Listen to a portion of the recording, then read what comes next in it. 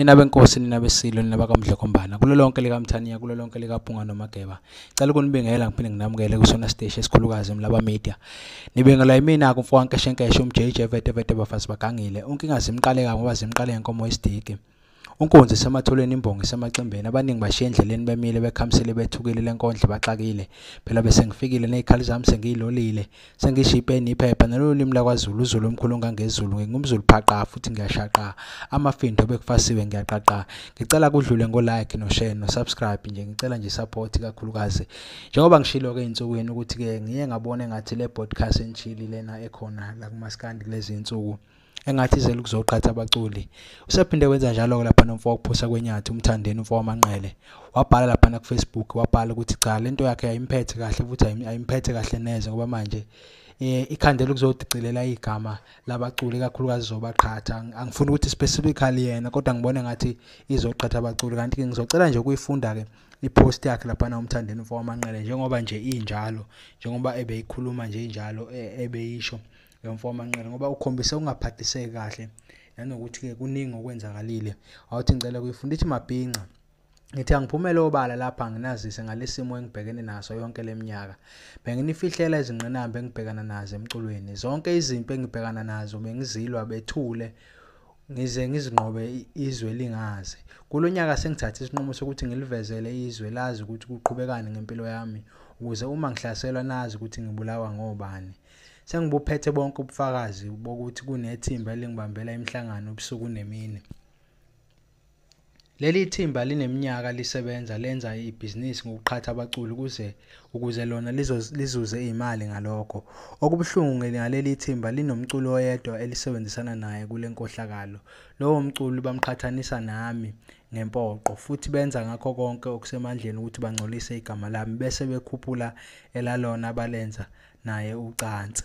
ngikhuluma nami nje sesifikile kumina izitsongo zokuthi uma ngiqhubeka nokuziba lo mculi abangiqhathanisa naye ngizobulawa mina bese kusala emhlabeni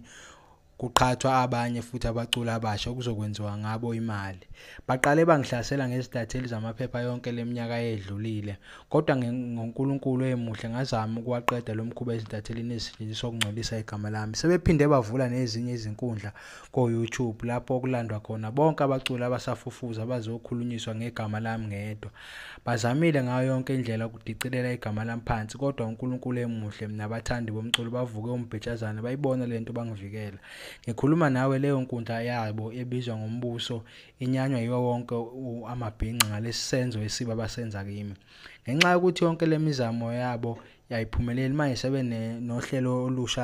olusha lokuthi kuyona yonke imicimbi engiqasha kuye bathumele lowo mculi abangiqhatha naye ukuthi angisukele angichukuluze khona ngizocasuka ngilwe bese kufa abantu nakhona lapho ngiyayiziba nje ngingabanake ephuzweni lokuvikela imiphefumulo yabalandeli abangenacala nakulo mcimbi bengikona kwaNongoma bafike neambulance yokulayisha isidumbu emcimbini ngicishe ngahluleka ke ukusibamba lapho asazi ngokulandelayo kuyobanjani abameli bami kanye nomndeni wami sengibazisile ngalolu daba kodwa ngale ngaphetha ukutholelwa abantu abazongigada ngifuna ukuqondana nabo ngqo uma sebefile ngoba bayongisukela angeke uNkulunkulu wami angibukelele ngihlala ngedwa eGoli nabafana bakithi abancane nezimoto zami zonke ziyaziwa ngilindele noma yini abangayenza kusuka manje angibisesabi ngiyabonga kusho lapha na umthandeni ke umfo wakuphosa kwenyathi ke kanti ke kuwe kwakhona istatus esipostwe wena lapha na uGay Ngcobo sifaka uGezani Media ke ku Facebook ke lesithombe athi efake khona umthandeni wafaka noKhuzani wathi angazi kodwa ukhona osaba omunye lana angifuni ukufunda kakhulu futhi angifuni kube sangathi kube khona ngoba siyazi phela ukuthi iGezani Media neMlaba Media bakhona lapha ku YouTube kodwa ke udaba lolu ngempela olusematheni futhi ke okusemgqeni ukuthi cha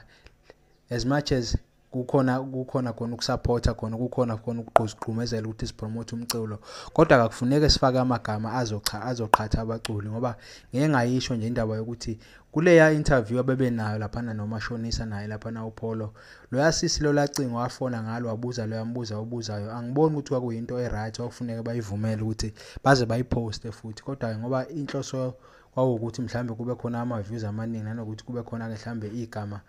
lomunye mhlambe licindezelekayo bayingakho ke bakwenza kodwa ke siyathandaza ukuthi kube khona ke okulungisekayo ke ngale ndaba yalempi ekhona kulomculo. Siyacela ukuthi umthandeni umfowabo Mpungose aphephe nje kuyo yonke into ayenzayo, ngenxa yokuthi njengamanje mayibeka kanjena kushuthi impilo yakhe isengcupheni. Kodwa ke thina sisathi sayidi ke thina sifisa nje ukupromote umculo wesintu, umculo wakithi ungabikho kuba khona ukuthi khona iside esilikhethayo. Siyathandaza ke ukuthi ke abe right umfowabo Phosa Kwenyathi ke. Kodwa ngiye ngabona futhi lapha na enye post ekhulumayo ukuthi ke kuyakwenzeka ukuthi bekhona lapha na kwaNongoma kwakhona ukuthi ubuhixelisana kwamagedangoma, okuchaza ukuthi ngase kube ingozi kakhulu mase kuxabene abantu abaningi. Cela udlule ngo like no share.